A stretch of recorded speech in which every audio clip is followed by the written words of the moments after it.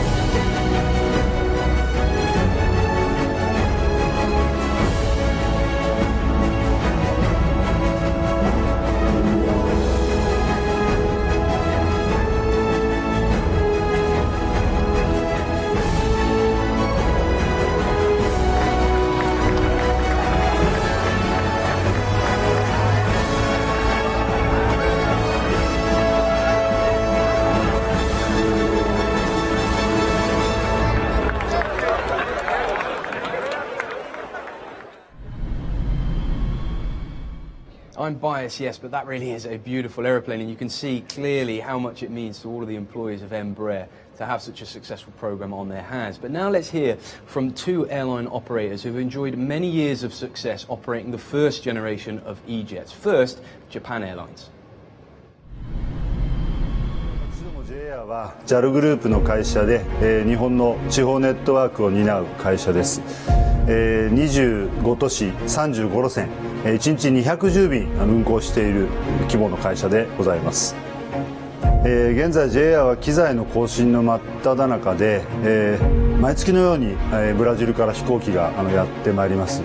2月現在でエンブライ170が17機、エンブライ190が12機ということでトータル29機ですけれども、この8月までには29機が32機体制に変わっていくと、そんな途中にあります。先ほどJAL の便名の約3割を JAIR がオペレーションしているというふうにお話ししましたけれども、JAL グループで飛んでいる主要幹線から地方と地方を結ぶ路線まで、いろんな路線がある中で、我々が持つ95席と76席のフライトが、地方と地方、地域と地域を結ぶ路線に、大変フィットしていると、こういう形になります。整備の機材の整備を理由とした遅延が非常に少ないというところがやはり信頼性の証だと思っています。私ども JAIR はエンブラールの飛行機だけを飛ばしておりますけれども、JAL グループ全体で見ても、各種のフリートを使っておりますけれども、他の機材と遜色のない高い機材の信頼性、ここが我々にとって大きな拠り所となっております。快適な客室空間、これがやっぱりこの飛行機の一番の売りだと思います。もう一つありますのは、非常に効率的なオペレーションコスト、これは成立させてくれるということが我々リージョナルジェットオペレーターにとって大変有益だと、こういうふうに考えているところでございます。我々 JAL グループは500席のサイズの飛行機から、50席未満のプロペラ機まで、いろんなサイズの飛行機持っておりますけれども、グループ全体のフリート構成の中で、小型機の下のサイズとして、100席未満のサイズとして我々のオペレーションしますエンブラール190と、170、この2つの飛行機が大変有益に機能しているというふうに考えております。機材のデリバリーのスケジュール、ここは我々航空会社にとって大変事業戦略上重要なところになりますけれども、ちょうどここ数年かけて経年機材を退役させて新しい機材を入れると、こういうフェーズにありましたけれども、我々の要求に応じて新しい飛行機のデリバリーポジション、こうきちんと作り上げてくださったと、ここは大変エンブラールの皆様に感謝しているところでございます。1日210便のフライトを飛ばしておりますので、やはり期せずして機材の故障があったりということがございます。これをいかに早く復旧させて、お客様の利便を損ねることのないようにオペレーションを継続していくかと、これはエアラインにとって大変重要なことですけれども、エンブラールの皆様、遠くブラジルで24時間1年365日で機材のサポート体制を引いてくださっていて、この点に対して大変感謝をしているところでございます。今年の8月までに機材の増強が一旦終わりを遂げます。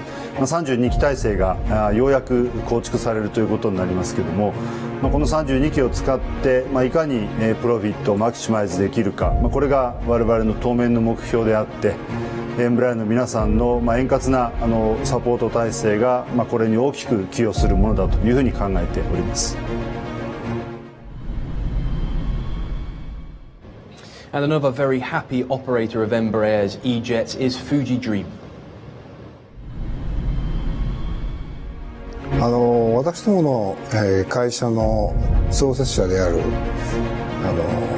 鈴代の鈴木洋平会長がですね、ご自身でも飛行機のパイロットのライセンスをお持ちで、飛行機に対して非常に深い造形を持っておられるわけですけれども、航空技事業というものをですね、大変興味を持ってご覧になっておられて、ずっと研究をしてこられたと。でその結果に、基づいてですね、2006年ですかね、イギリスのファンボローの航空ショーで、このエンブラー社の E170 という航空機をご覧になって、この飛行機がご自身で描いていらっしゃる航空機のですね、航空機を使った定期空輸送事業にぴったりじゃないかということで、この飛行機をご採用になったというふうに理解しています。まずこの飛行機のサイズがですね、いわゆるリージョナル航空機として80隻前後の大きさを持っておられるわけですけども、日本の地方都市と地方都市を結ぶという航空路がですね、昔大手のエアラインさんが運航してたところもあるんですけれども、そういったところがですね、いろんな理由があって運航をやめてしまったわけで、そうしますと残されるのは飛行場だけが残っているということになってですね、地方と地方との、交通手段がさらなる交通手段が失われるということで、そういうところには、この飛行機を持って私どもが、飛ばさせていただいて、現在大変各地で、歓迎していただいているというのが現状でございます。ですからこの飛行機がそういう地方と地方と結ぶというオペレーションに極めてフィットしているということが言えるかと思います。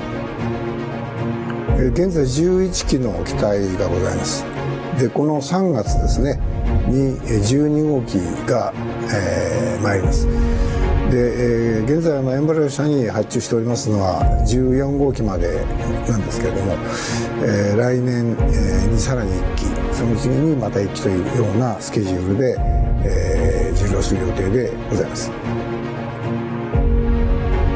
一つはですね、この飛行機のサイズとしては優秀な離着陸の性能があるということが、重要かなと思います。例えば日本にもまだ 1500 メートルの滑走路っていうのがありますので、そういったところ、それから高度の比較的高い、飛行場っていうのがあるんですけれども、そういったところにも、最大、重量で着陸ができるというところが、ポイントでございます。雪が降ったり、そういうことがございますとね、制限を受けますけれども、普通の条件においては十分に運航ができる。これが一つかなと思います。それから、やはりこのサイズの飛行機としては胴体が太いということ、胴体が太いということはお客様にとってはですね、室内空間が広くなりますので、より大きな飛行機と同じ快適性が提供できるというところが一つポイントじゃないかなというふうに思っています。ローカルの比較的小さい、都市と都市と結ぶということを、私どもの航空会社のメインの仕事としているわけですけども、そういうところにですね、このサイズの飛行機は大変うまく、合っているということが言えるかと思います。地方都市と地方都市の間というのはですね、プロペラのついた飛行機が結んでいるというケースが多いんですけれども、お客様からしますとですね、やはりジェット機ですと高いところを早く飛べますので、天候の影響も受けませんしね、就航率も上がりますし、またやっぱり快適であるということですよね。これが私どもが今、目指している地方と地方とを結んでいくという、こういう目標にですね合っているのではないかと、そういう期待ではないかというふうに私ども考えています。大手のエアラインさんの、一番小さいサイズの飛行機から見てですね、この80席ぐらいというのは大体半分ぐらいの規模になるんですけども、地方と地方と結ぶという、路線の中ではですね、この80席というのが大変うまく、はまっている、フィットしているのかなというふうに思います。定期便で、うまく、はまっているということ、それからもう一つはチャーターのですねフライトを、私どもたくさんやってるんですけれども、そういった意味でもね、この80席というサイズは、いいサイズじゃないかなというふうに思います。飛行機のオペレーターにとってですね、運航者にとって非常に重要なことはメーカーさんからのですね、いろんな意味での技術サポート、それから部品の供給、こういったものが迅速にかつ的確に行われるということが重要なことなんですね。でブラジルの本社にもですね、本社工場にも、24時間365日、世界中のオペレーターからの技術的な質問、それから部品の手配をしていただける組織が、ありましてね、機械ですからいろんなところで故障が起きるわけですけれども、それに対する支援というのはですね、非常に迅速であるということは私ども大変私どもが運航していくにあたって、重要なことをまた、大変サポートしていただいているなというふうに思います。やっぱり一番大きなところはね、この機体に対する運航支援、特に技術的な情報をですね素早く提供していただく、それから部品の手当を至急迅迅速にやっていただくと、こういうところがですね、今まで、お付き合いをしていて、大変迅速にやっていただく。特にシンガポールにオフィスがありますので、時差も少ないということで、そういった意味では運航する立場から見るというような意味で、安心感があるということが言えると思います。ビジネスモデルというのは、地方と地方とを結んでいくと、地方と地方と地方都市を結んでいくということになるわけで、今後もその考え方は変わらないと思います。で、これを広げていくということがですね、我々の一つの大きな命題ということになるわけですけれども、ちょうど折しも、日本国政府もですね、地方創生ということを今一生懸命、言っておられますよですね。要するに人と人とが交流をしないと全体として、元気になっていかないと、こういうことなんだろうと思います。そういった意味でこのエンブラエルの機体は、我々のそういう方向に沿ってですね、今後も活躍してくれるものと。で、私どもこのいろんな色の機体を使っておりますけれども、これは宣伝効果ということもあるんですけれども、もう一つはですね、地方でそれぞれ皆さん、カラーを持ってますよね。でそのカラーを表現している、マルチカラーというコンセプトを、そこで表現をしているということを、私どもは、誇りに思っているということであります。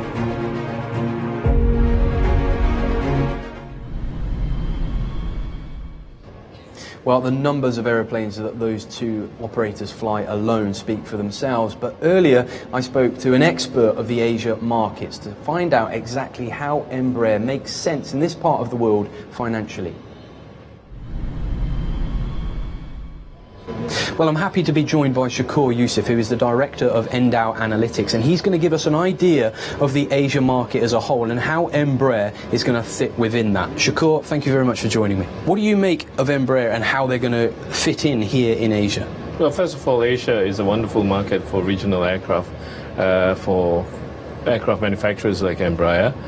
Asia, by definition, is a very diverse area, very diverse population, traversing vast spaces, and Southeast Asia especially is archipelagic in nature, and it's a perfect geographically for regional aircraft, because people tend to use airplanes to travel wherever they want to go instead of taking a boat or there's no train to other parts of to other countries. So I think for Embraer, it is a perfect opportunity for them to exploit the marketplace within Asia, where there is a huge traffic that's growing very rapidly across Southeast Asia and also Northeast Asia.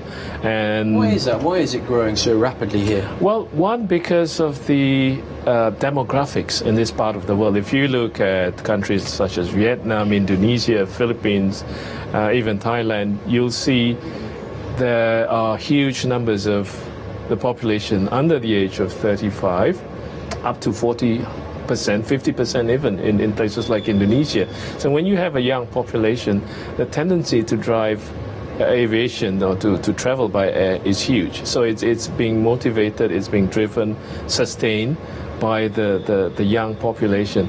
Also the penetration of internet activity in these countries. Young people, you got your handphone, your smartphone, you know, they like cheap flying, they like to travel on weekends, so they just, you know, a few presses of your keyboard on your smartphone and you're already flying. So I think what we've seen is that it's clearly been driven by young people in this part of the world, and so the numbers for aviation speaks for itself, whether it's in China or India or in between Southeast Asia.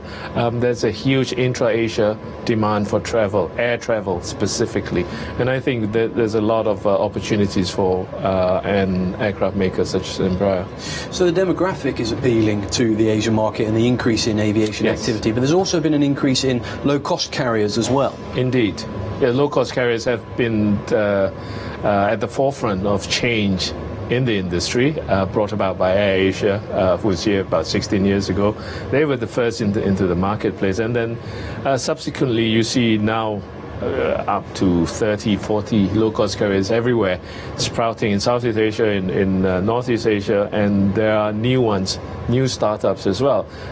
One, because low cost is the way to go. I mean, for a place like Changi, for example, last year you're looking about 35-40% of the arrivals and takeoffs were on low-cost carriers. So our observation of the marketplace is that by 2025 or even 2020 sooner, that 50% of all travel in this part of the world will be on low-cost carriers. Now, does it make sense for low-cost carriers to deploy aircraft that fit in 180, 200-seater planes for this purpose?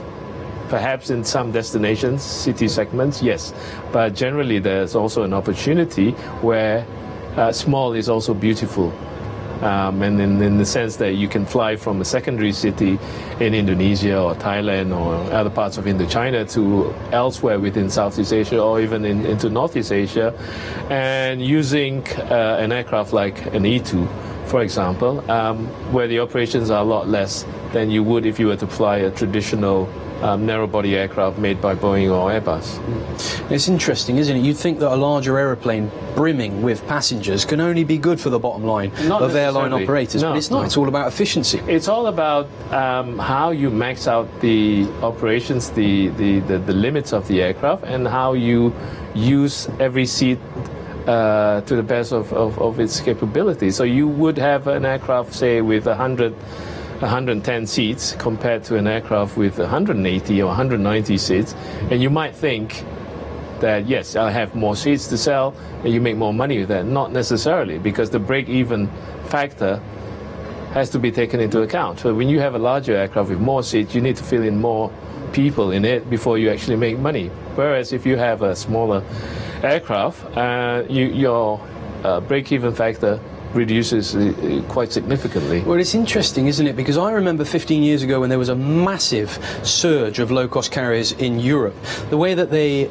helped their profit margin was by operating aircraft that weren't perfectly suited for the role around the clock. So they would operate them 24 hours a day, 7 days a week. Now, that's not very good for aircraft's airframes. No, yeah, exactly. But with the efficiency of an E2 generation jet, they don't have to do that. So it'll increase, in theory, the lifespan of the aircraft. It does, indeed. airframe. I mean, with a new aircraft like the new iteration of the E190, the E2, what you can do with it is the high utilization, by which you don't have to fly 24 hours a day, but you can do 14, 16 hours. And if you do it right, then you can attain profitability quite easily with that. It's just how you adapt to it. It's how you exploit the technical ability of the aircraft and how you operate within certain segments of the market. I mean, if you're flying from a big city like Singapore to Hong Kong, for example, chances are you're not going to make money out of that, because 10, 15 other carriers will be flying that route as well. But if you're looking at a secondary city within Malaysia or Indonesia, wherever the case may be, and flying into southern part of China, then I would say with a very strong degree of belief that you could make a very good profit out of it. Now, Shakur, very soon, Norwegian carrier Widerøe Airways are going to take delivery of the E190 E2 generation jet. How closely are you going to be looking at their operations and the performance that aeroplane has with them? Very closely. I'm going to scrutinize them as I have with another Norwegian carrier called Norwegian itself. But I think the Norwegians are very smart people, and that's why they have been very canny with their use of aircraft. Widerøe is a small, not very well-known airline in this part of the world, but the fact that it's using the new E2 aircraft says a lot about their ambition, is about their ability to analyze the marketplace. I think they've done their homework, they've looked at the numbers, and within Scandinavia itself there's a huge potential for intra-Scandinavian travel within that, and I think they will do well, if not even very well. And I'm going to look at how they perform for the next 6 months after the delivery of the first aircraft. Huge potential. Oh, huge yes, potential. Indeed, yeah. Shakur, thanks very much for your time. Thank you. So the financial benefits of the E2 generation jets are clear, but ultimately what sells aeroplanes is passenger experience. It's all about the comfort within the cabin for the passengers. And a film that we've made here at Embraer TV has been going down a storm. We're going to show you that film, followed straight after by how we made it.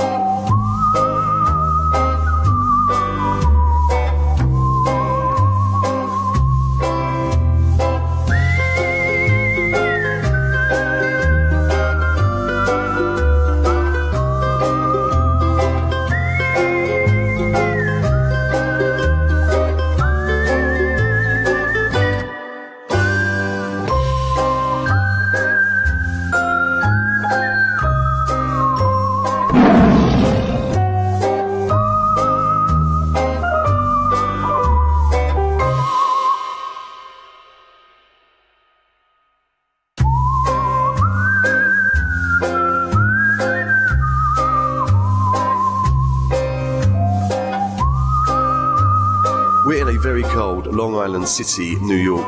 It's currently minus 12 degrees outside. However, we're extremely lucky because we're in this wonderful building filming the interior of the E2 Jet's mock-up.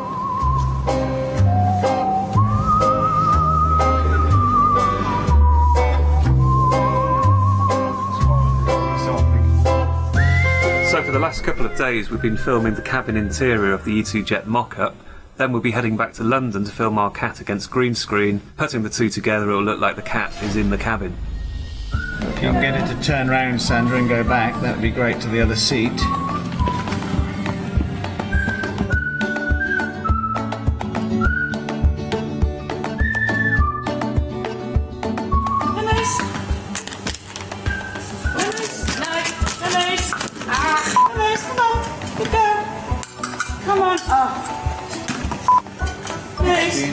Good girl. That's the perfect one. Yes. Good girl. Yes.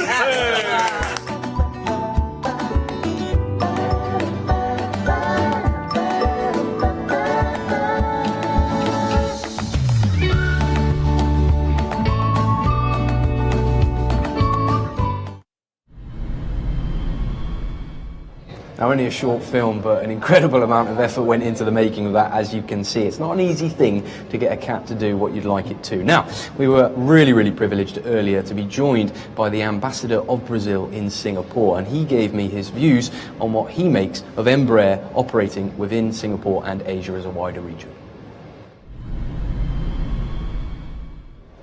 Now, I'm very lucky to be joined now by Flavio D'Amico, who is the ambassador of Brazil in Singapore. Flavio, thank you very much for agreeing to come down and spend some time with us today. It's a great satisfaction to be here with you. It's my very first Singapore Airshow.